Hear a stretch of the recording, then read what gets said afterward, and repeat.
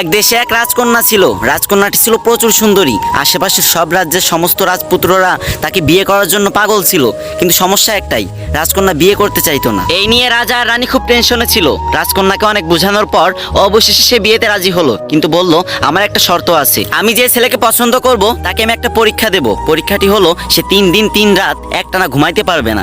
সে যদি এই পরীক্ষায় পাশ করে তাহলে তাকে আমি বিয়ে করব, আর যদি ফেল করে তাহলে তাকে আমি কঠোর থেকে কঠোরতম শাস্তি দেব। তারপর রাজা মেয়ের কথা মতো পুরো রাজ্যে ভেড়া পিটিয়ে দিলেন। তারপরের দিন রাজসভায় অনেক ছেলে এসে উপস্থিত হলো। তার ভিতরে রাজকন্যা একটা ছেলেকে পছন্দ করলো। এবার ছেলেটার পরীক্ষা দেওয়ার পালা। রাজকন্যা যে রুমে ঘুমাতেন সেই রুমের দরজার সামনে ছেলেটিকে দাঁড় করিয়ে রাখলেন এবং রাজকন্যার দাসীকে বললেন তুমি এর দিকে খেয়াল রাখবা, এ যেন সারা রাতে একটুও না ঘুমায়। ছেলেটি প্রথম রাতে একটুও ঘুমায়নি, কিন্তু দ্বিতীয় রাত যখন আসলো তার শরীর এতটাই ক্লান্ত ছিল যে সে দরজার পাশে ঘুমিয়ে পড়তে বাধ্য হলো। তারপর রাজকন্যা ঘুম থেকে উঠে সেই ছেলেকে কঠোর শাস্তি দিল, আর এই খবর পুরো রাজ্যে ছড়িয়ে পড়লো। কিন্তু এই খবর পাওয়ার পরও তার পরের দিন একটা ছেলে রাজসভায় আসলো। রাজকন্যার তাকে অতটা পছন্দ না হলেও তাকে পরীক্ষা দিতে বললেন। ছেলেটি যখন পরীক্ষা দিল আগের ছেলেটির মতো সেও ফেল করলো, তাকেও কঠোর শাস্তি দেওয়া হলো, আর এই খবর পুরো রাজ্যে ছড়িয়ে পড়লো। তারপর থেকে আর কোনো ছেলেই রাজকন্যাকে বিয়ে করতে রাজি হচ্ছিল না। এদিকে রাজার দুশ্চিন্তা আরো বেড়ে গেল। কিন্তু ওই রাজ্যে বাস করতো বাবু নামে একটা গরিব ছেলে। তার একটা বিশেষত্ব ছিল, সে যে কোনো কণ্ঠ কিংবা ডাক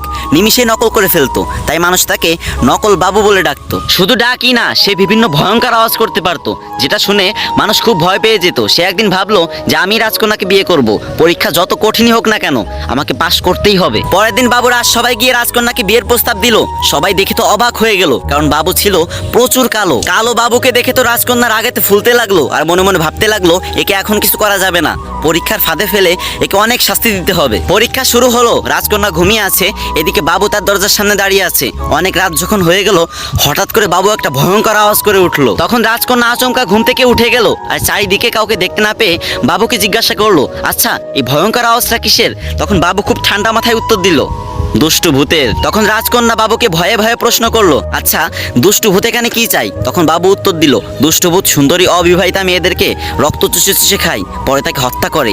এই দুষ্টু ভূত আগে অনেক মেয়েকে হত্যা করেছে, কিন্তু তুমি কোনো চিন্তা করো না, আমি খুব সাহসী, আমি এসব ভূত টুত ভয় পাই না, তুমি ঘুমিয়ে পড়ো তো। তখন রাজকন্যা ঘুমাতে পারছিল না, তাও অনেক চেষ্টার পর আবারও একটু চোখ বুঝলো। এবার বাবু বিকট একটা রাক্ষসের আওয়াজ করলো, আর রাজকন্যা লাফ দিয়ে ঘুম থেকে উঠে বলল এবার কিসে আওয়াজ করলো? তখন বাবু বলল ওই ভূতের সাথে মনে হয় কিছু রাক্ষসও এসেছে। আসলে অনেকদিন সুন্দরী অবিবাহিতা মেয়েদের রক্ত চুষে খায়নি তো, তাই মনে হয় তোমার ঘ্রাণ পেয়ে এখানে চলে এসেছে, কিন্তু তুমি কোনো চিন্তা করো না, আমি আছি না। তবে সাবধান, ওদের বিষয়ে কাউকে কিছু বলবা না, যদি বলো তাহলে ওরা মানুষের রূপ ধরে তোমাদের ঘরের ভিতর ঢুকে তোমাদের সর্বনাশ করে দেবে। সেদিন রাতে আর রাজকন্যা ঘুমাতে পারলো না। তার পরের দিন সারাদিন কিছু খেলো না, শুধু বারবার চিন্তা করতে লাগছিল আমার কি হবে। রাজা রানী এবং অনেকেই তাকে অনেক কিছু জিজ্ঞাসা করলো, কিন্তু সে কিছুই ভয়ে বললো না। তারপর যখন রাত হলো তখন সে ঘুমাতে আসলো। যখন রাজকন্যা চোখে একটু ঘুম আসলো তখন বাবু ভয়ঙ্কর একটা চিৎকার করে উঠলো। তখন রাজকন্যা বললো এই তুমি আমার রুমের ভিতরে আসো। তখন বাবু বলল মানে কি, আমি কারো রুমের ভিতরে যেতে পারবো না। তখন রাজকন্যা তাকে অনুরোধ করতে লাগলো আর বলল আসো না প্লিজ। অনেক অনুরোধ করার পর বাবু রাজকন্যার রুমে ঢুকলো। তখন রাজকন্যা বলল